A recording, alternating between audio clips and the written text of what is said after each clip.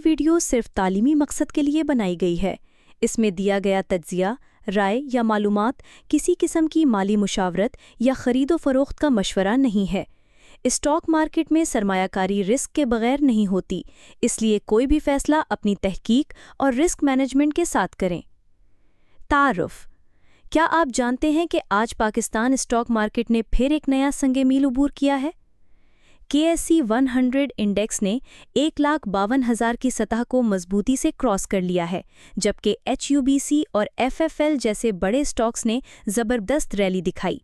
लेकिन सवाल यह है कि अगला बड़ा ब्रेकआउट कहाँ होगा और कौन सा स्टॉक स्विंग ट्रेड के लिए बेहतरीन मौका फराहम कर रहा है।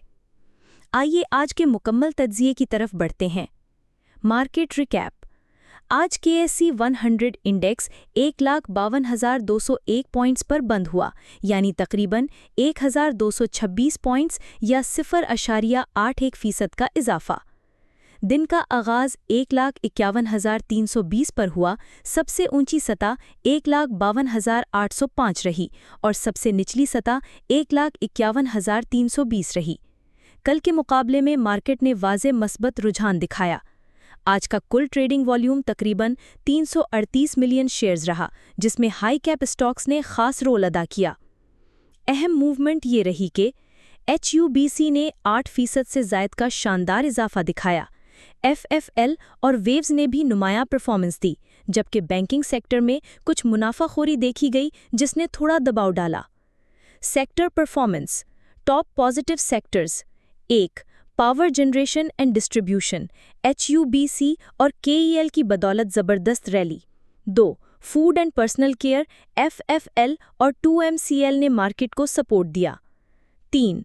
टेक्नोलॉजी एंड कम्युनिकेशन, TPL और HUMNL ने इन्वेस्टर्स को मस्बत सरप्राइज दिया। Top negative sectors: 1. Banking, BOP और BML में मुनाफाखोरी। 2. सीमेंट, DGKC और LUC ने हल्का दबाव डाला। 3.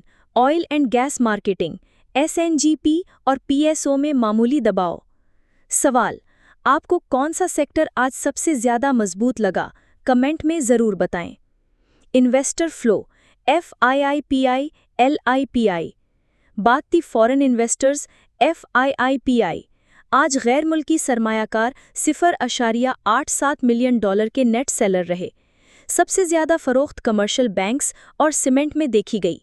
अलबत्ता उन्होंने ऑयल एंड गैस एक्सप्लोरेशन और टेक्नोलॉजी एंड कम्युनिकेशन में ख़रीदारी की, जो मार्केट के लिए मस्बत सिग्नल है। बात थी local investors, LIPI।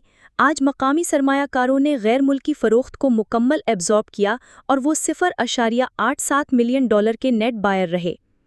Banks, DFI और इंडिविजुअल्स ने सबसे ज़्यादा खरीदारी की, जिससे मार्केट में इस्तेहकाम आया। अलबत्ता इंश्योरेंस कंपनीज और म्यूचुअल फंड्स आज नेट सेलर रहे। इसका मतलब ये है कि अगरचे गैर मुल्की कुछ सेक्टर्स में दबाव डाल रहे हैं, लेकिन मकामी सरमायाकारों का एतमाद अब भी मार्केट में मौजूद है। Top stocks recap. Top gainers: 1. HUBC 176.48 जमा 8.12%। एंट्री जोन 168 से 172। रेजिस्टेंस 185। 2. FFL 18.15 जमा 6.51%। एंट्री जोन 17 से 17.5। Resistance 19.2। Top loser: BOP 17.37 -1.20%। Support 16.8 से 17। रिस्क: अगर ये सपोर्ट टूटा तो मज़ीद दबाव आ सकता है। स्विंग ट्रेड सेटअप: BNL 107.98 जमा 10%। एंट्री जोन 104 से 106। Stop loss 99। Target 1 115। Target 2 125। Reason: BNL ने आज 10% की ज़बरदस्त रिकवरी दिखाई। RSI नीचे से रिवर्सल दे रहा है। वॉल्यूम्स पिछले दिनों के मुकाबले में ज़्यादा हैं, जिससे फ्रेश बाइंग इंटरेस्ट जाहिर होता है। इंट्राडे सेटअप: GGL 27.30 जमा 7%। एंट्री 27.5 से 27। Stop loss 25.8। टारगेट इंट्राडे 28 से 28.5। रीजन, चार्ट पर फ्रेश ब्रेकआउट है। इंट्राडे स्कैल्पर्स के लिए बेहतरीन सेटअप है, लेकिन शॉर्ट स्टॉप लॉस लाजमी लगाएं। एनआरएल ने आज एक शानदार ब्रेकआउट दिखाया है। काफी दिनों से ये स्टॉक एक फॉलिंग वेज में दबाव का शिकार था, लेकिन आज प्राइस ने ऊपर की बाउंड्री को जोरदार तरीके से तोड़ा है। वॉल्यूम भी पिछले दिनों के मुकाबले में नुमाया तौर पर बढ़ा है, जिससे फ्रेश बाइंग इंटरेस्ट जाहिर होता है। इस वक्त एंट्री का बेहतरीन जोन 305 से 310 के दरमियान है, जबकि शॉर्ट टर्म स्टॉप लॉस 295 पर रखना चाहिए। अगर ये मोमेंटम बरकरार रहा तो पहला हदफ 330 और दूसरा हदफ 350 के करीब बनता है। आरएसआई भी ऊपर की तरफ मूव कर रहा है, जो मजीद स्ट्रेंथ को जाहिर करता है। पीआरएल का चार्ट इस वक्त एक सिमेट्रिकल ट्रायंगल के अंदर है, जहां प्राइस ने कई दिन कंसोलिडेशन के बाद ऊपर की तरफ निकलने की कोशिश की है। ये पैटर्न आमतौर पर बड़े ब्रेकआउट से पहले बनता है। एंट्री 31 से 31.5 के दरमियान मुनासिब लगती है, जबकि स्टॉप लॉस 29.5 पर रखना जरूरी है ताकि डाउनसाइड रिस्क लिमिटेड रहे। अगर ऊपर की तरफ मोमेंटम बरकरार रहा तो पहला टारगेट 34 और दूसरा टारगेट 36 के करीब बनता है।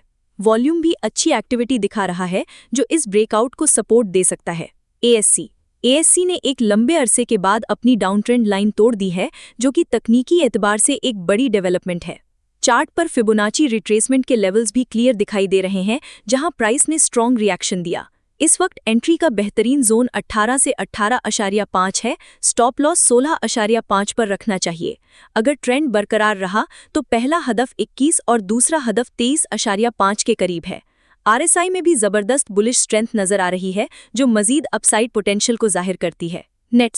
नेटसॉल पिछले कुछ हफ्तों से एक पैरेलल चैनल के अंदर ट्रेड कर रहा है और मुसलसल हायर हाइज और हायर लोज बना रहा है। ये अप ट्रेंड अभी इंटैक्ट है और प्राइस चैनल की ऊपर वाली बाउंड्री को टेस्ट करने की कोशिश कर रहा है। एंट्री 138 से 142 के दरमियान मुनासिब लगती है, जबकि स्टॉप लॉस 130 पर रखना चाहिए। इस सेटअप में पहला टारगेट 155 और दूसरा टारगेट 165 के करीब बनता है। आरएसआई भी मिड लेवल पर स्टेबल है, जिसका मतलब है कि अभी ओवरबॉट नहीं हुआ। इमेज एक राइजिंग चैनल के अंदर तेजी से ऊपर बढ़ रहा है। वॉल्यूम भी स्ट्रॉन्ग है और आरएसआई 70 के करीब पहुंच चुका है, जो बताता है कि मार्केट में स्ट्रॉन्ग बाइंग प्रेशर मौजूद है। इस वक्त एंट्री 30 से 31 के दरमियान बेहतर लगती है, जबकि स्टॉप लॉस 28.5 पर रखना चाहिए। अगर ट्रेंड बरकरार रहा तो पहला टारगेट 34 और दूसरा टारगेट 36 के करीब बनता है। अलबत्ता आरएसआई ओवरबॉट के करीब है, इसलिए यहां पार्शियल प्रॉफिट टेकिंग की स्ट्रैटेजी अपनाना बेहतर होगा। आईएनएल ने एक क्लासिकल कप एंड हैंडल का ब्रेकआउट दिया है, जो कि तकनीकी एतबार से बहुत बुलिश सिग्नल समझा जाता है। प्राइस ने एक लंबे कंसोलिडेशन के बाद ऊपर की तरफ मूव किया है और इंडिकेटर्स भी इस ब्रेकआउट को सपोर्ट कर रहे हैं। एंट्री जोन 212 से 216 के दरमियान है, जबकि स्टॉप लॉस 200 पर रखना चाहिए। इस सेटअप में पहला टारगेट 230 और दूसरा टारगेट 245 के करीब बनता है। आरएसआई भी 70 के करीब है और ऊपर मूव कर रहा है, जिससे मजीद बाइंग स्ट्रेंथ की तस्दीक होती है।